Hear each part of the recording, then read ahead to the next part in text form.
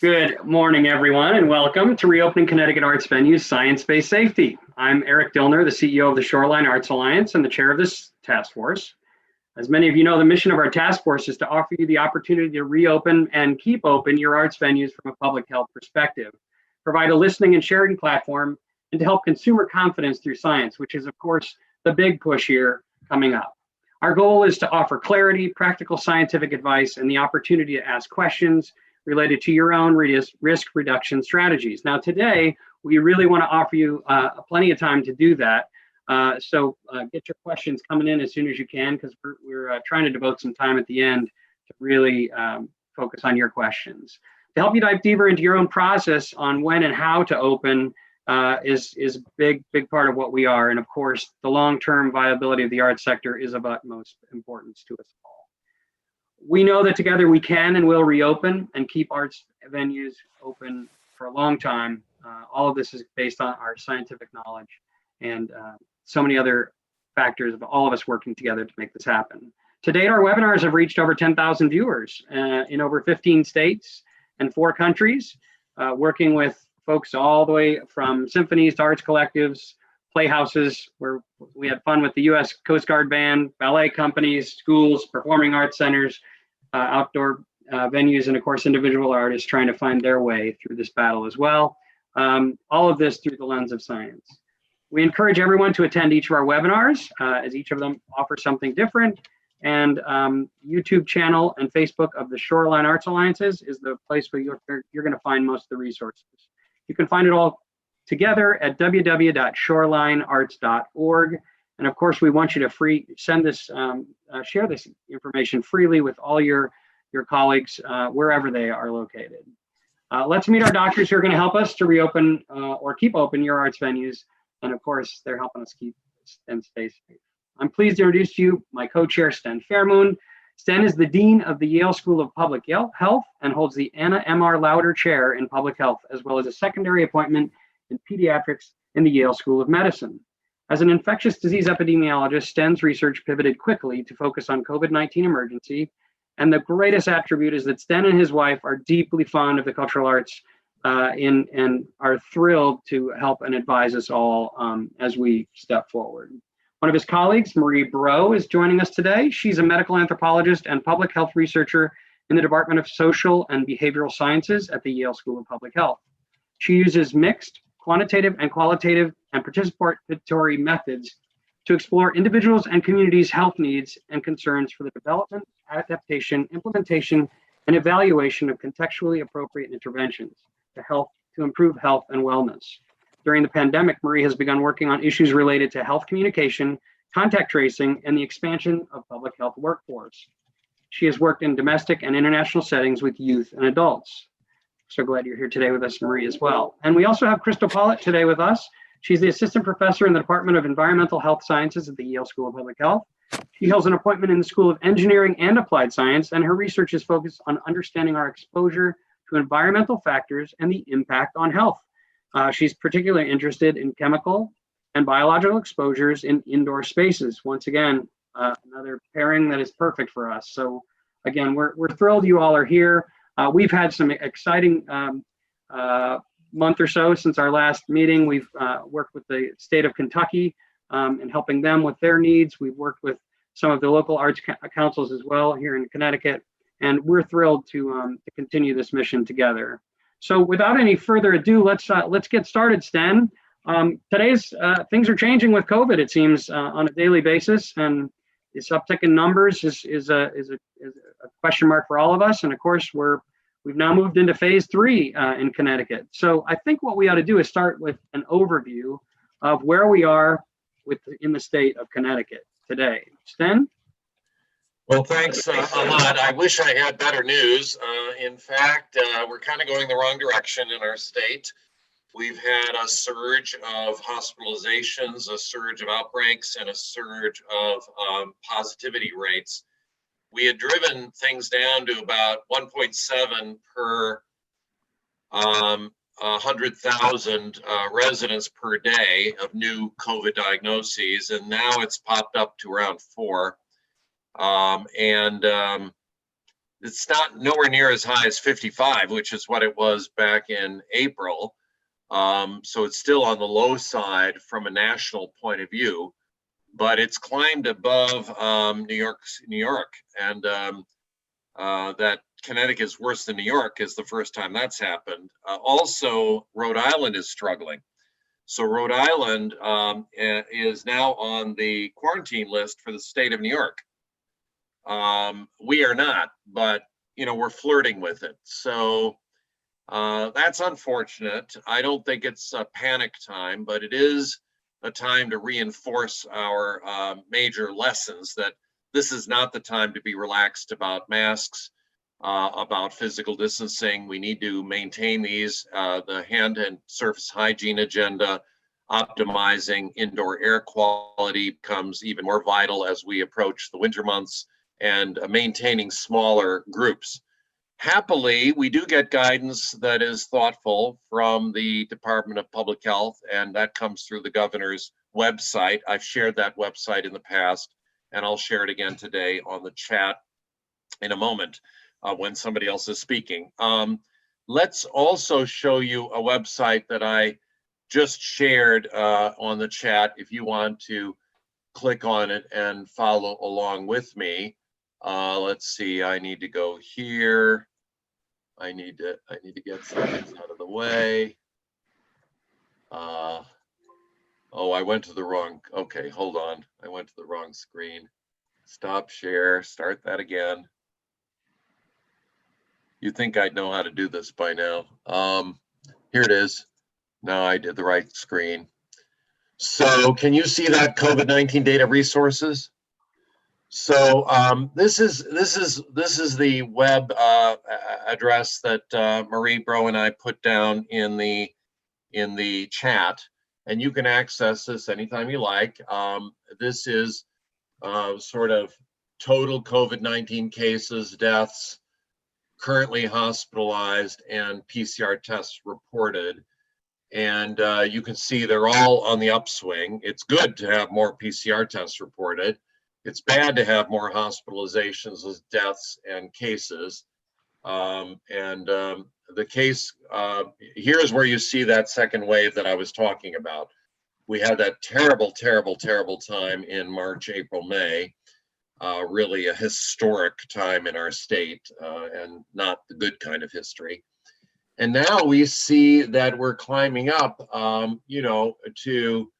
to very unfortunate rates in the month of October.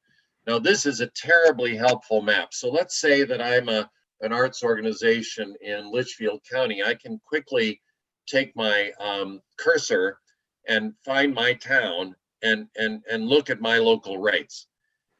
You can see that we have an outbreak here in sort of the New London area. And the fact that you've got all of these contiguous towns which have lit up red, we saw that coming 2 weeks ago because we saw 2 light up red and then the rest lit up orange. And sure enough, now they're all red. So, let's go to, New Haven and we're yellow. And let's go to where I live in Guilford, and we're in pretty good shape. So, you can get some sense of your local dynamics. So if you have an arts event that's focused, let's say you're Eric Dillner and you've got an event that you're going to be marketing and advertising in sort of East Haven, Branford, Guilford, and Madison, you can have a sense that these background rates are really quite modest. But if you've got an arts event that you're hoping to launch in Waterford or Groton or New London, you're going to be drawing your constituency from a higher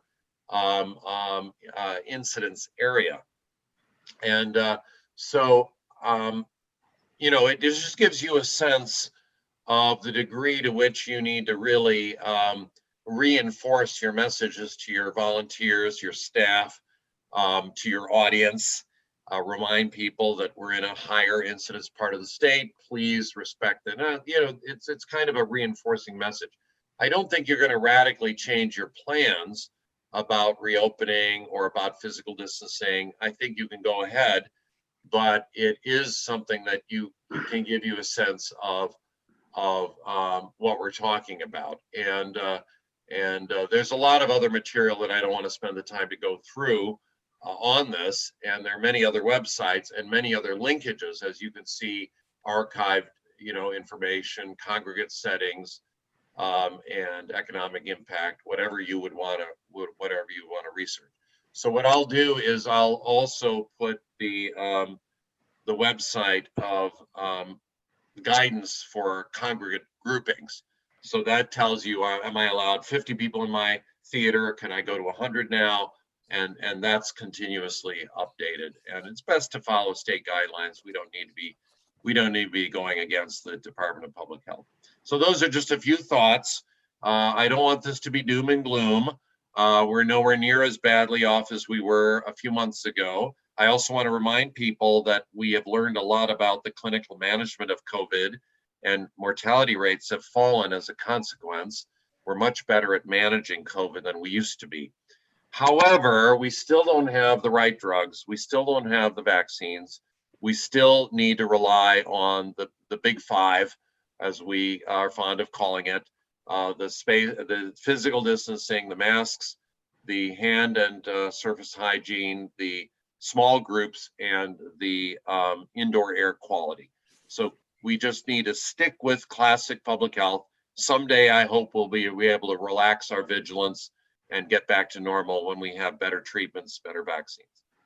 Thank you, Stan. That's so helpful, and sharing that website is going to be great for all of us to follow.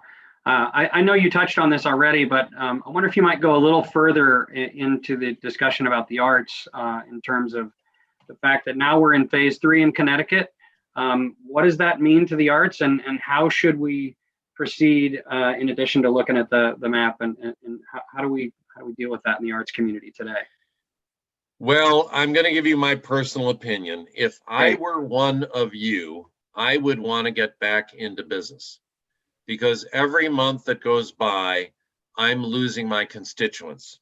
People who supported my theater or supported my music group or supported my dance group, they're drifting away, aren't they? I mean, we're not a presence in their lives in recent months. Now, some of you have done marvels online, and you've stayed in touch and you've stayed anchored. But getting back to the live arts is good for our mental health. It's good for our sense of wellness and well-being. It's good for our bottom line of our arts organizations and our ties to some of our more generous donors.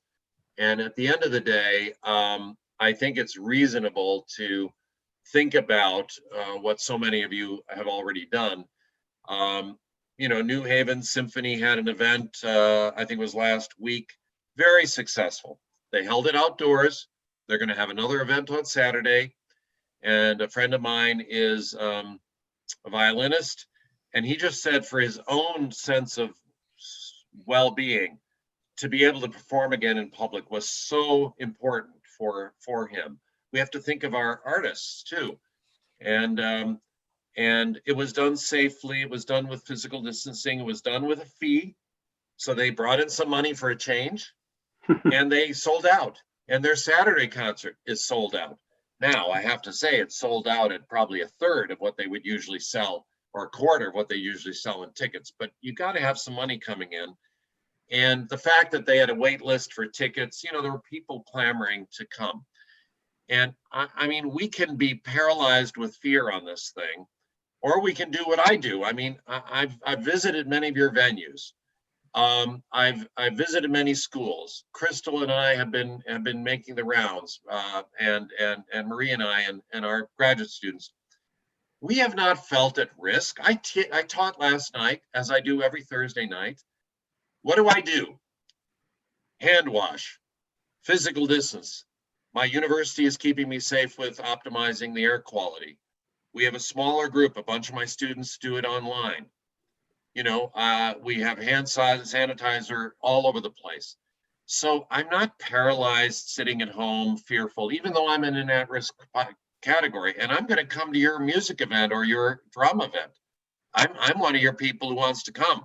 So the point is, it's time to try to normalize as best we can.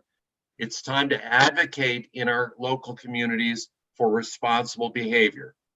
I've got a so-called restaurant on my jogging route here in Guilford, which is really a bar, and nobody's wearing masks. I mean, I'm talking to the selectman and saying, can we have an educational intervention at this so-called restaurant where it's mostly a bar with pool tables? And can we just try to get in there and raise the consciousness of the owners, raise the consciousness of the patrons? All of us have to be advocates in our communities for social responsibility at a time like this.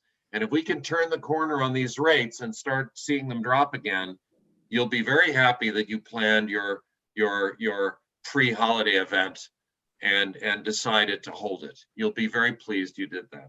And worst comes to worst, we can also always cancel an event. But at the end of the day, I think we need to try to normalize the arts as best we can. We are much better off now than we were last April, and we hope to turn the corner and achieve another downslope in the very near future. That's my personal view. Yeah, that's just such great advice for us to. And by the way, that's the governor's view. Otherwise, he wouldn't have changed it to green. And that's the Department of Public Health's view. Now, they are doing this map, so there are places that are not green. They've gone back to red, so local towns. And if you happen to be from one of those towns, you need to get into the face of your political leaders and get into the face of the community leaders and speak out as a member of the community and try to see if we can turn the corner.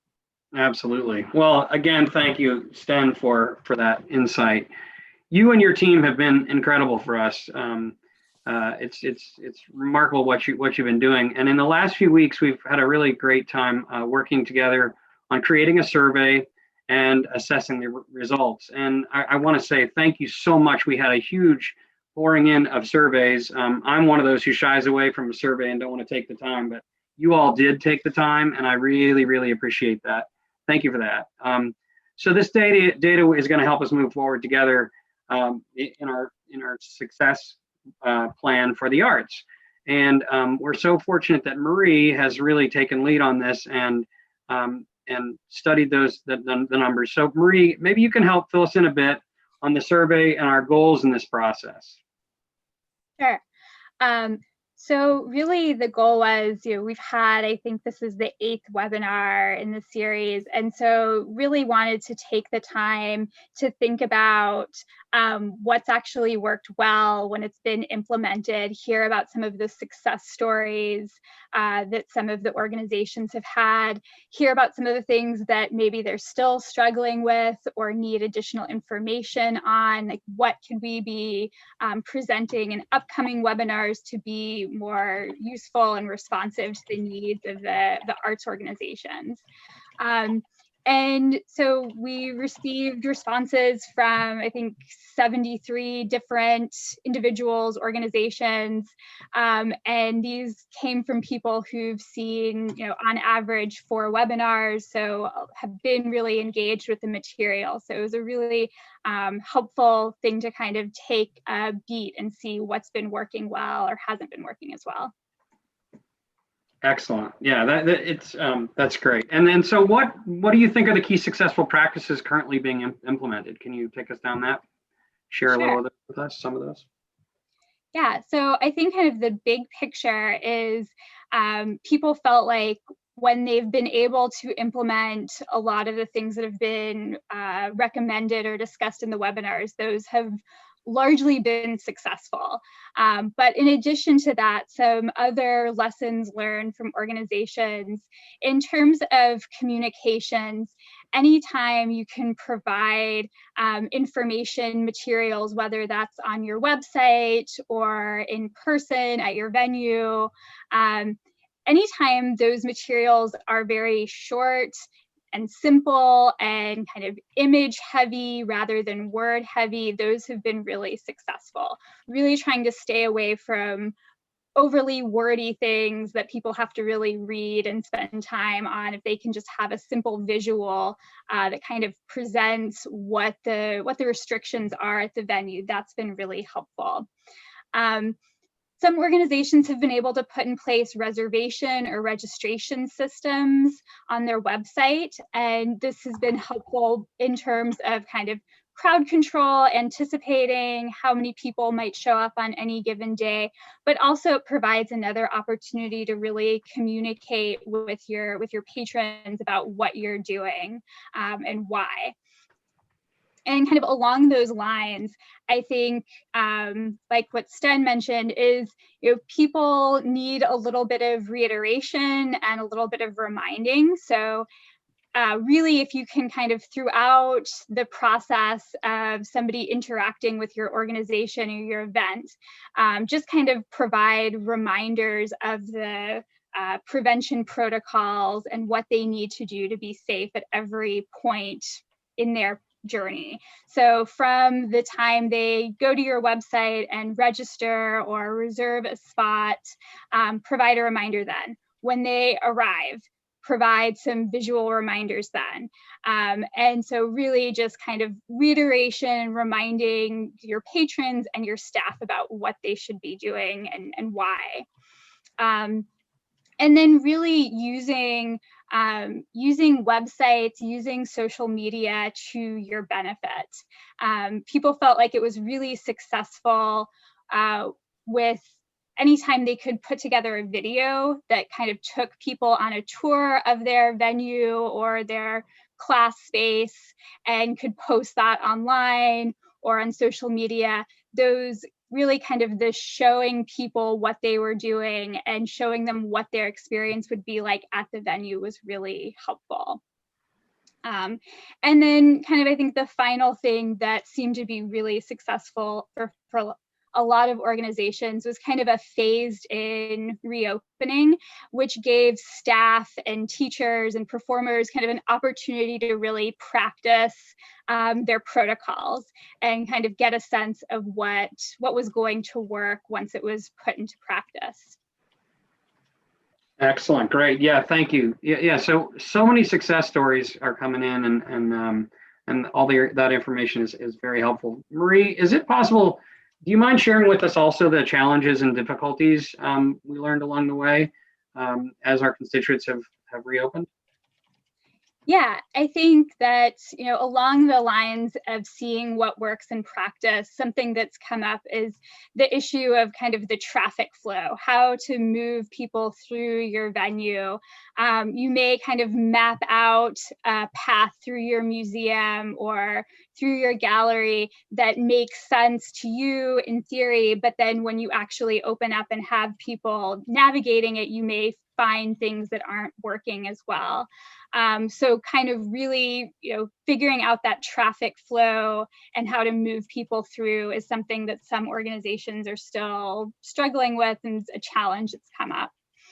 I think that people, by which I mean staff and patrons, forgetting safety protocols, or maybe kind of getting confused as the situation with COVID changes about what they need to be doing. So again, just kind of the need to really reiterate and remind people.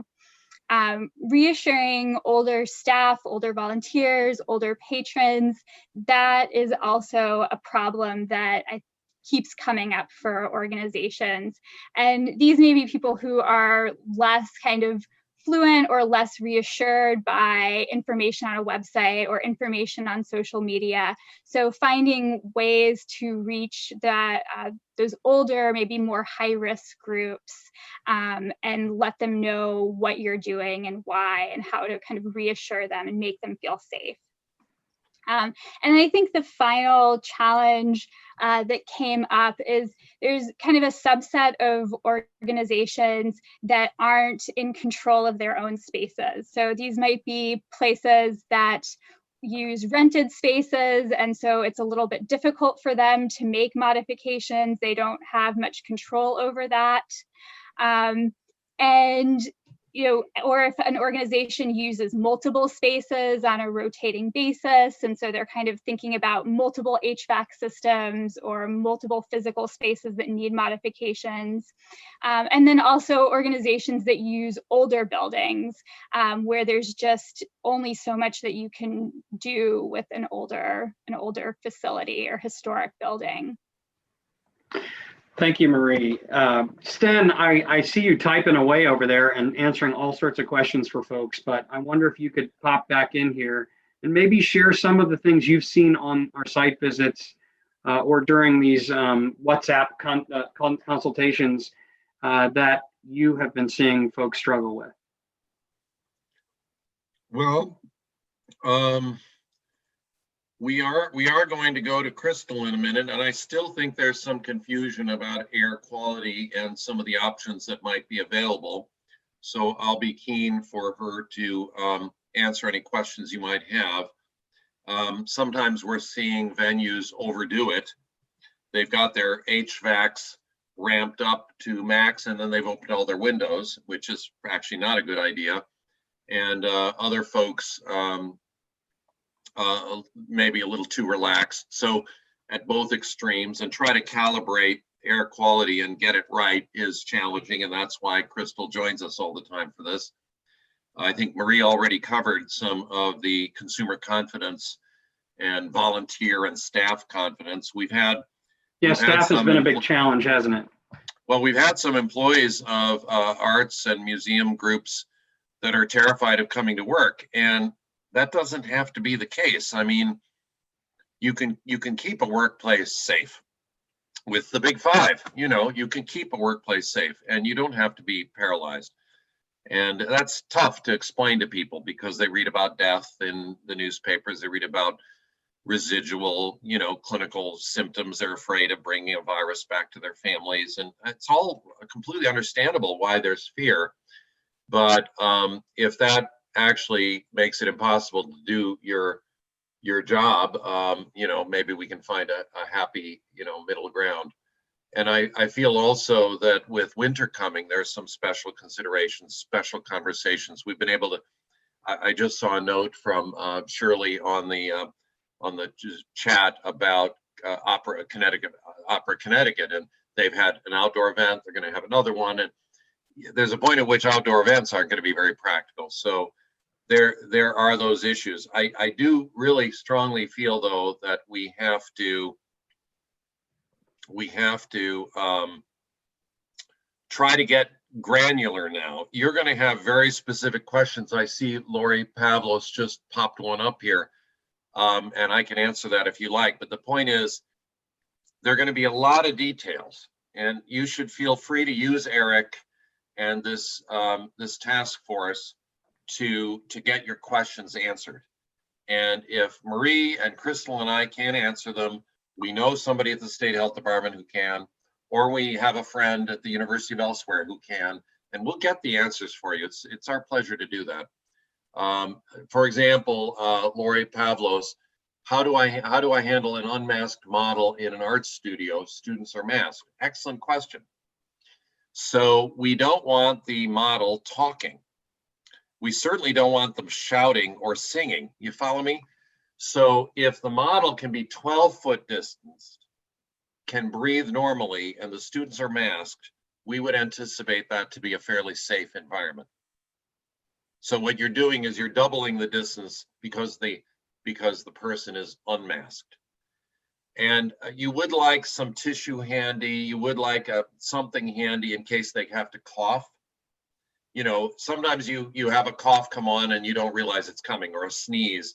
So you'd like to anticipate that, maybe a cloth where they could immediately cover their mouths, because what you don't want is somebody, spewing droplets out with a cough kind of thing, or a sneeze type of thing when they're unmasked. They could even have a mask very nearby, hidden from the students, or maybe the students can handle having a mask nearby and they can just, just handle that. But we would like to use some applied common sense in a situation like that. And Stan, if you can get your model tested, that would also be helpful. That the model is negative. You don't know if your students are negative, but the students are wearing masks. So if the model is negative, that would be a good thing.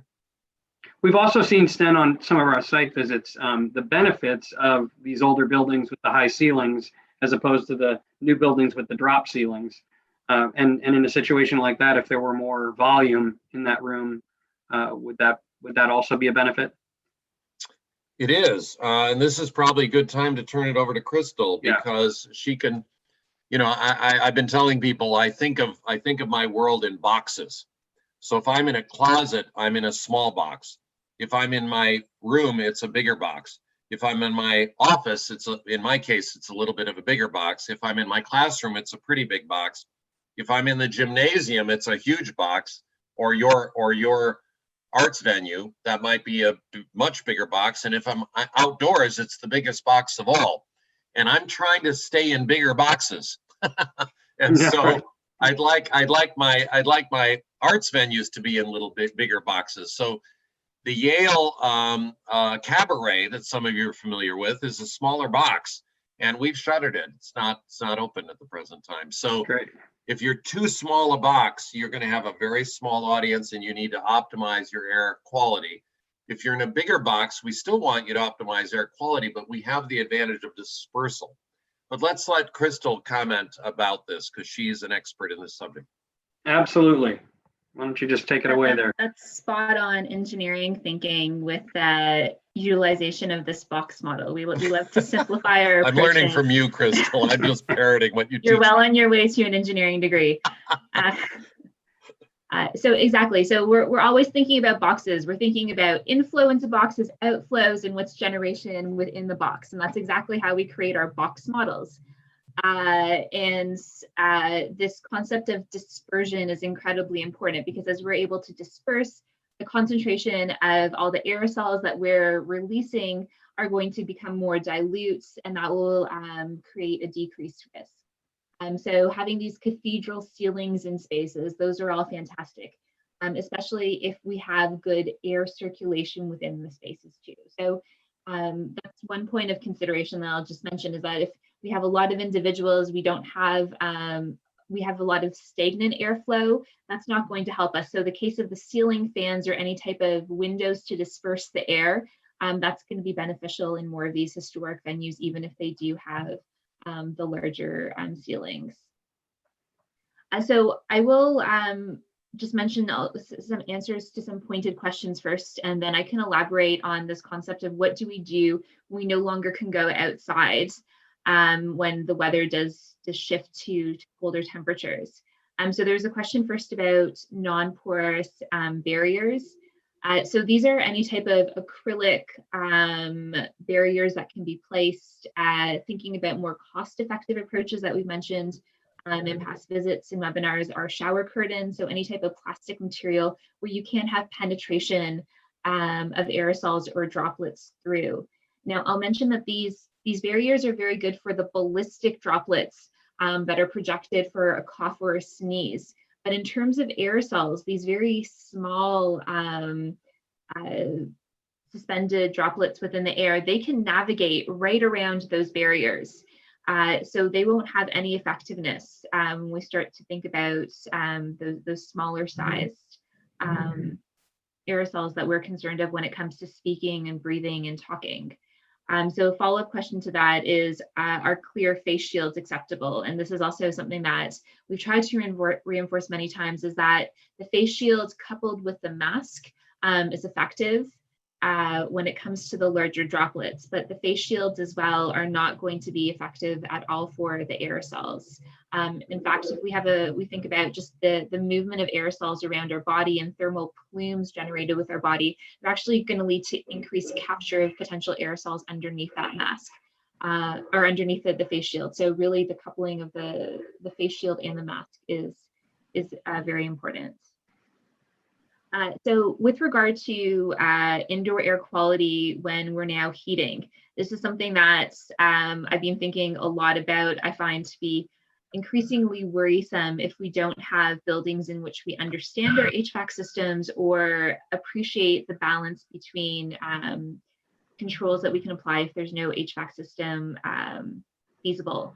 So I turn back to the ventilation diagram that we've shared on past webinars. We have this flow of, you can look at different options that are available depending on your building type. So if you have an HVAC system within your space and have the ability to control it, to know its operation, then that can be really used to your advantage. So understanding how much outdoor airflow you can maximize, which might be challenged during the winter periods.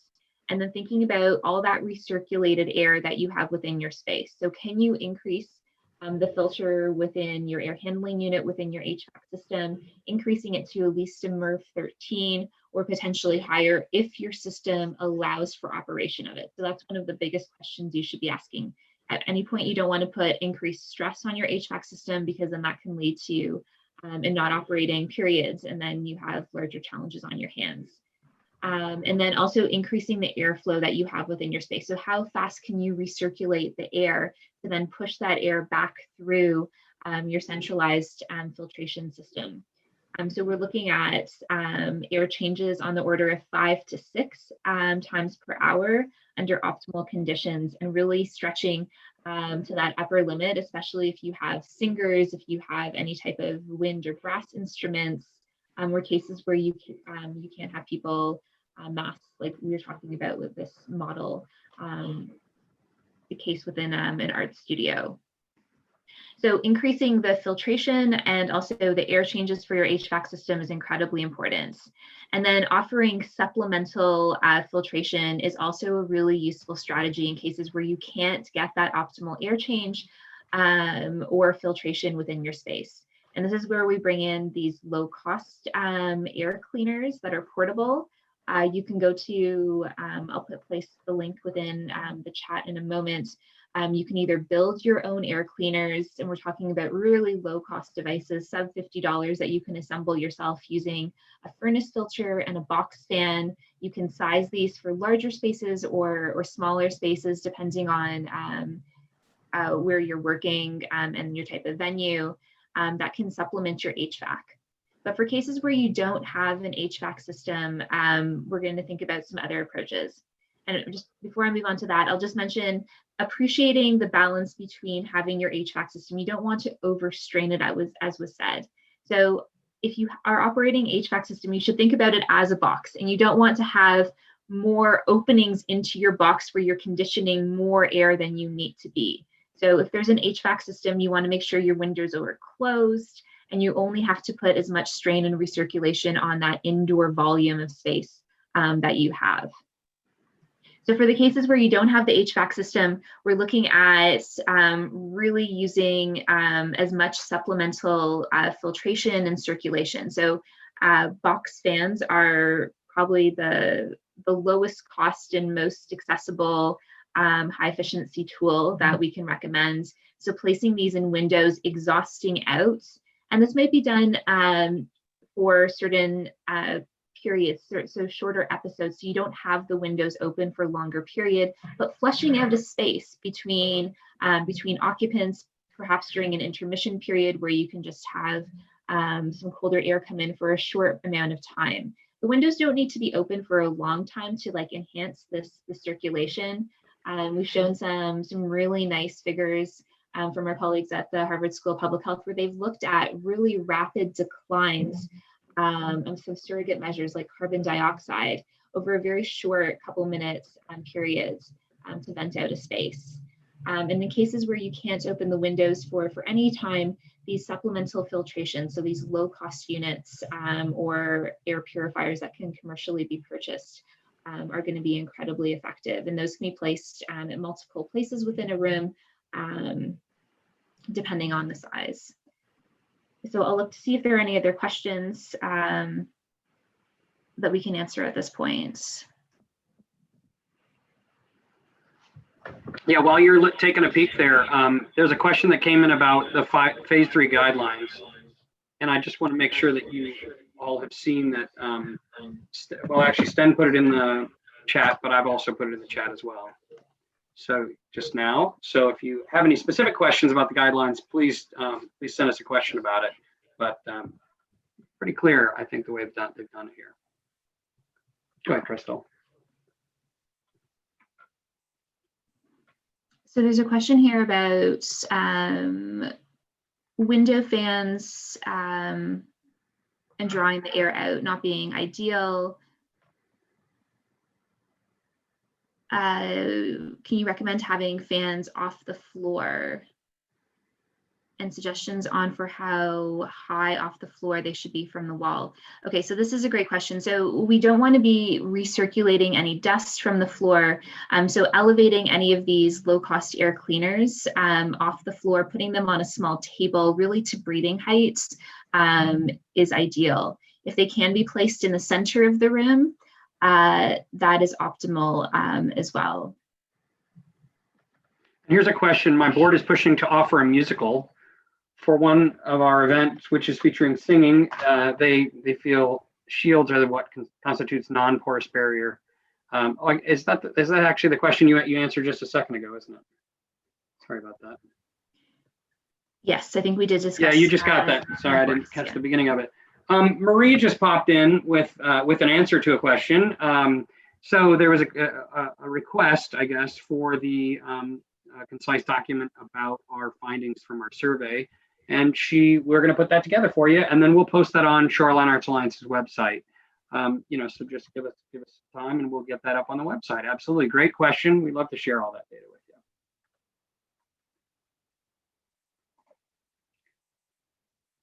you. All right.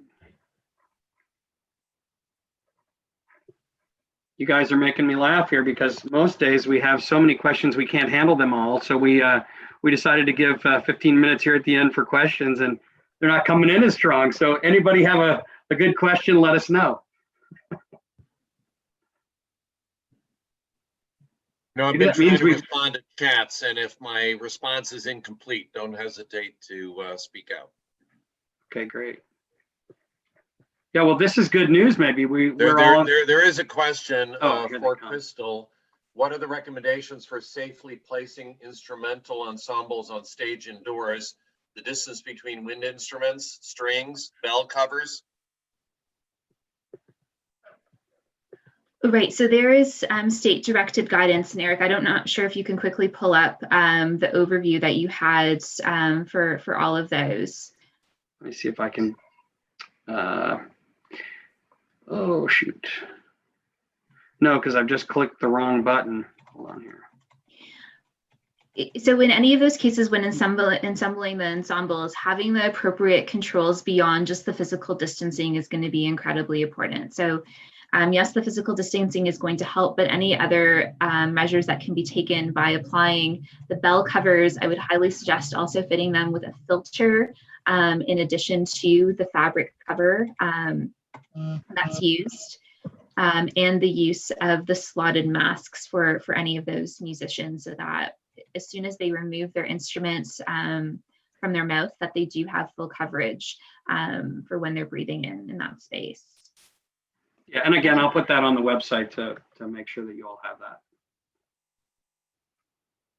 And I will note that a lot of these low-cost air purifiers that we've recommended for construction using the box fan and the furnace filter are really quite quiet.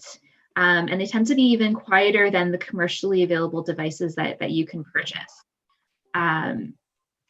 So having those operational behind an ensemble, if that's feasible, those can be also an effective tool for risk mitigation.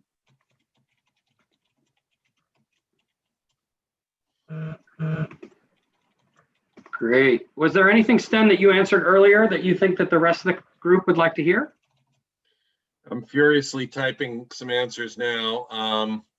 Anybody can read the answers to the questions by going to the Q&A and just going to the answered boxes. So if you're curious what some of the questions have been, I see one here. Susan Barney's planning an event that she's worried that she won't have enough space in her venue to, she may have too much physical crowding. So I thought, well, an outdoor tent in which you pivot some of the folks to that venue to decompress, or seeing if your local high school gymnasium or other larger venue could help accommodate. Those are the sorts of things.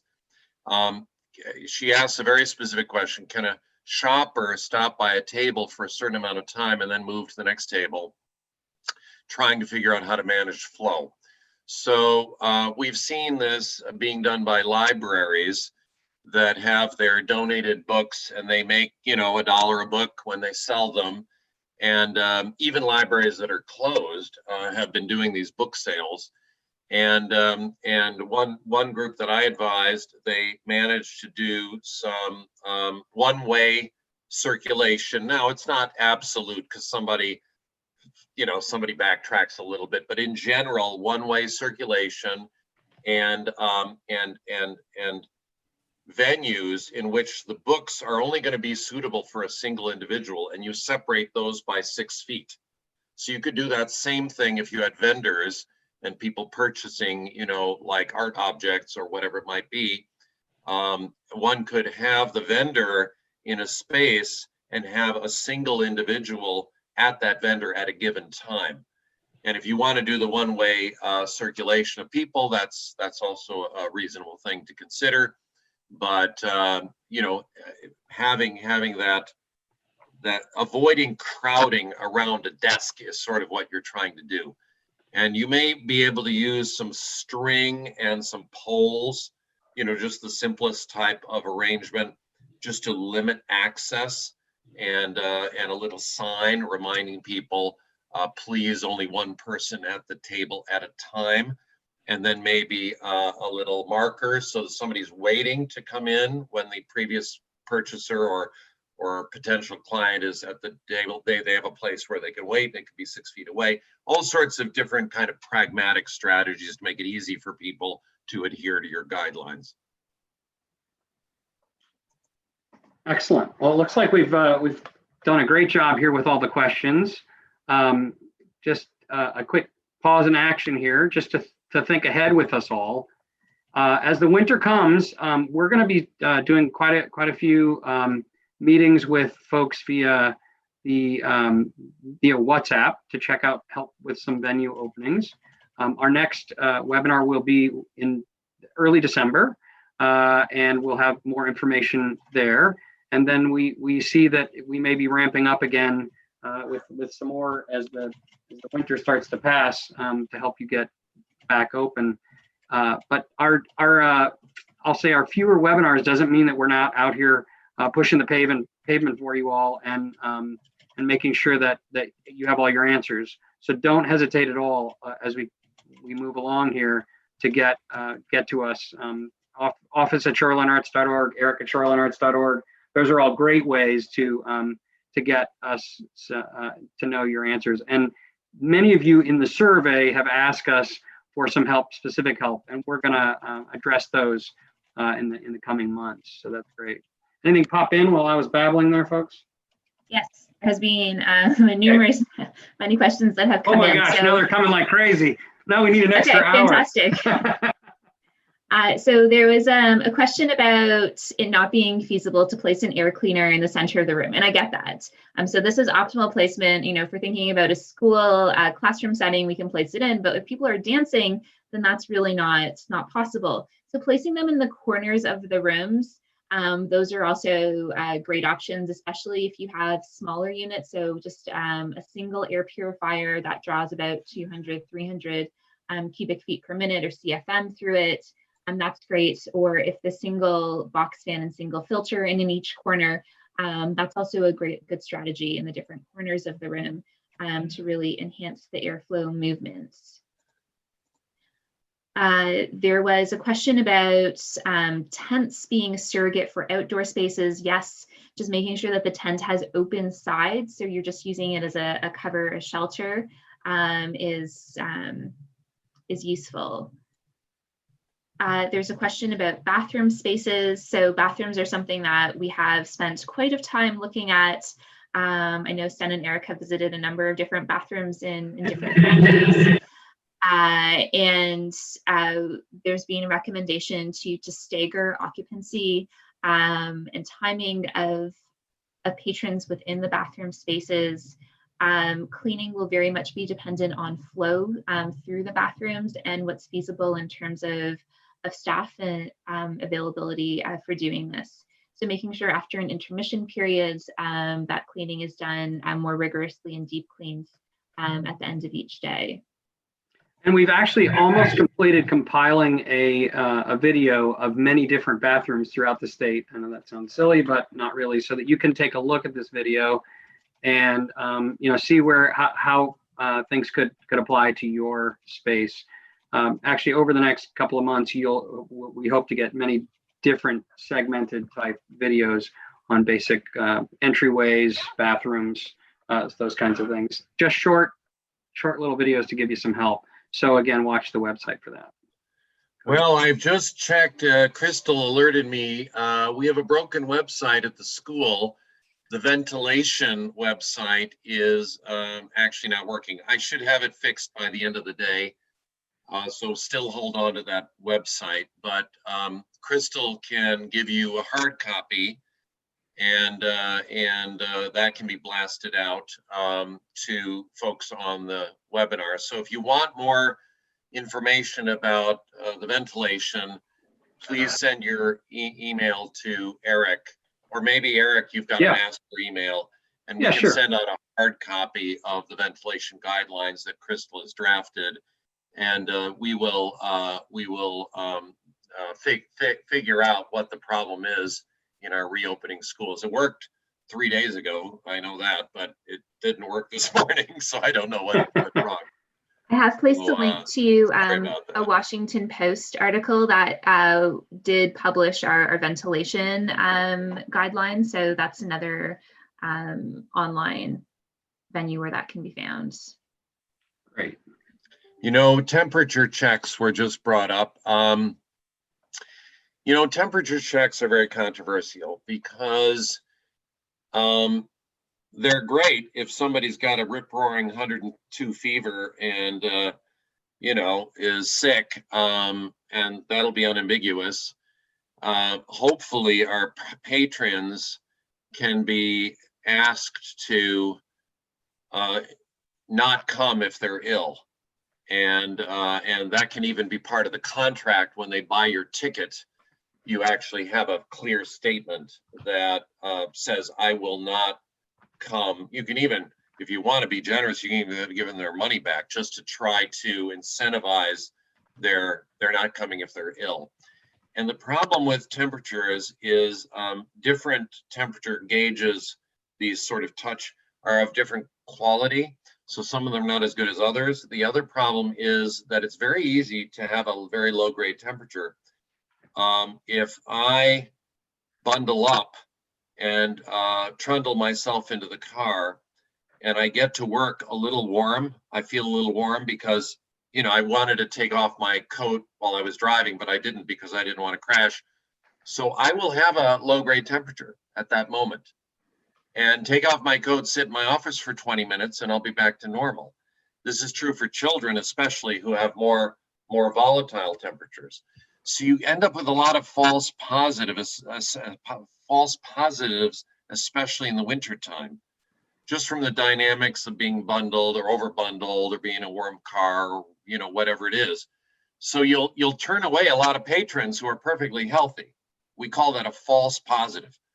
And so I'm not sure that temperatures are a little bit of a false reassurance.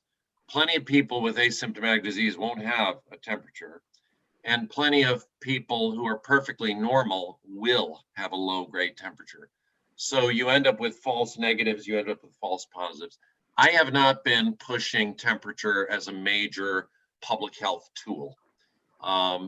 That's my personal view. And I would never criticize a group for doing temperatures, no harm in it, except that I wouldn't tell the patron to go home. I would tell the patron to step aside into a room and just take off their overgarments, their coats and things, and then recheck the temperature before I sent them home. And a lot of us don't have the logistics to manage something like that. But I have been telling our schools that's what they should do. Because to send a lot of kids home, if they're going to check temperatures, to send a lot of kids home when they are perfectly fine strikes me as highly disruptive for schools, teachers, students, the educational process. So we don't want a lot of false positives. Crystal, one of our favorite friends, Lisa Matthias, who we've had a nice visit at her studio, has a follow-up question from that. So Crystal, you want to take that one? You see it? I've already There we go. Yes, I see that. So I already have air purifiers in each corner. Do I need to use the box fans facing the walls in addition? I'm in a warehouse space with ceilings that are high, currently using the box fans under an open overhead door. I cover those fans and move them off to the floor facing the four walls. Okay, lots of specifics here. Yeah, so remember, this is actually the one where we showed a picture where there were 4 fans at the bottom of a garage door. And now her question is, should we be opening that big garage door between classes to help with airflow? Yes, so just opening that large door will be a fantastic way just to flush out a space even for a short period. And if it's within a dance studio, I imagine that space is going to heat up quite a bit if there's a number of people inside. So that's a great way between classes to be able to flush out the space. So there's a lot of things going on here with the air purifiers and the box fans. The box fans venting out, if you are okay with having the air, some amount of outdoor air being exposed to the space, then I think that's really the approach that you want to go with. And probably the most effective as well, because you are just removing any potentially contaminated air out of the space, as opposed to having to rely to have it filtered and impacted on that furnace filter with the box fan. So that would be my ranking in terms of optimal approaches to take in that scenario. Wonderful. Well, we have just 2 minutes left, and I think if either of you have anything, any of the 3 of you have anything you'd like to add, now would be a great time. We're good. Well, I can't type fast enough. That's my problem here. I know. You do such a great job. You caught everybody up so quickly today. So, Eric, well, again, I might just mention one last thing, because there's a really important question that's coming about air ionizers. And I would highly discourage use of these tools. There's the potential for ozone generation and a lot of other byproducts that just we don't understand very well. So using just a traditional filtration approach doesn't need to have any other bells and whistles that will save you on cost, also allow for enhanced airflow through it, is the best solution. Great. Well, again, thank you, Sten and Crystal and Marie, for all your extraordinary help with this challenge, this great challenge of COVID. Yale School of Public Health, Sten, we just want to, again, just to really let everyone there know how special they are to the arts community. I want to thank you all. Again, remember that this month coming forward, to really keep a watch on both of our websites. Lots of things are going to be coming out. We want to hear from you what your challenges are, and we will also, as I said, put a document up to share some of these things that we all learned through the survey.